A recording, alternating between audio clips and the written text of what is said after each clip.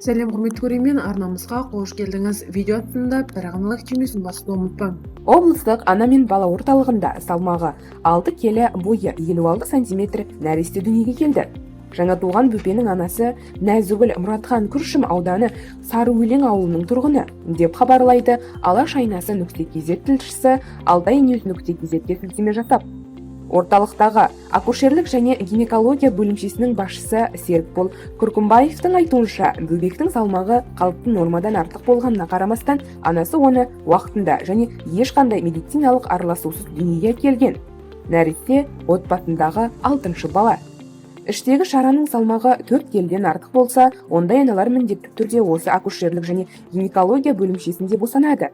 Дәрігерлер үшін салмағы 5 келіден асатын нәрестелер таңсық емес.